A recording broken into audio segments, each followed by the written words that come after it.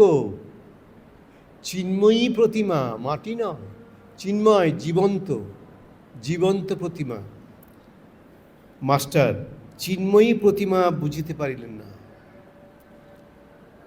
মাথায় ঢুকছে না।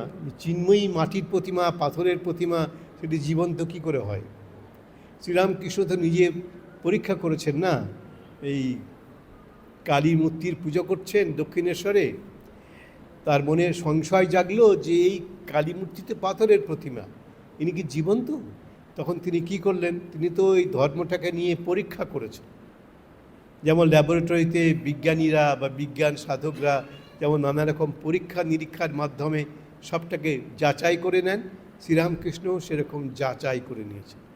তিনি কি করেছেন আপনারা নিশ্চয়ই শুনেছেন, যে তুলো নিয়ে ওই দক্ষিণেশ্বরের মা ভবতারিণীর নাকের সামনে গিয়ে তুলোটাকে ধরছেন, দেখছেন তুলোটা নড়ছে। যদি ওটা পাথরের প্রতিমা হতো তাহলে তার সামনে তুলোটাকে ধরলে তুলোটা নড়তো না তো। শ্রীরামকৃষ্ণ তো লোকের কথা বিশ্বাস করবেন না, তিনি যাচাই করে নেবেন, পরীক্ষা করে নেবেন, আমাদের জন্যে পরীক্ষা করেছেন। তো ওই নাকের সামনে তুলোটাকে ধরছেন, দেখছে তুলোটা নড়ছে, অর্থাৎ মা কালীর নাক দিয়ে নিঃশ্বাস পড়ছে, তিনি বুঝতে পারছেন।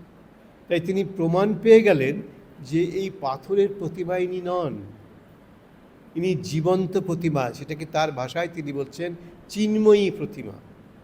চিৎ মানে জ্ঞান, চিন্ময়ী মানে চিৎযুক্ত, জ্ঞানযুক্ত, সচেতন, অর্থাৎ পাথরের প্রতিমা নয় এটি, এটি চিন্ময়ী, জীবন্ত, জ্যান্ত প্রতিমা। মাস্টার চিন্ময়ী প্রতিমা বুঝিতে পাইলেন না, বলিলেন আচ্ছা, মাস্টারমশাই বলছেন, আচ্ছা যারা মাটির প্রতিমা পূজা করে তাদের তো বুঝিয়ে দেওয়া উচিত যে মাটির প্রতিমা ঈশ্বর নয়,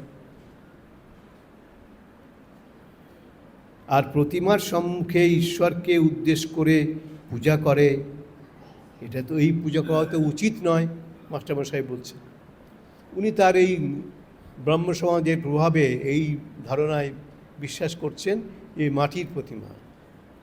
শ্রীরামকৃষ্ণ তো মাটির প্রতিমা বলে দেখছেন না, তিনি সব কিছুর মধ্যেই চৈতন্যের প্রমাণ দেখতে পাচ্ছেন, চৈতন্যের অস্তিত্ব দেখতে পাচ্ছেন, চৈতন্য বিদ্যমান সেটি বুঝতে পারছেন।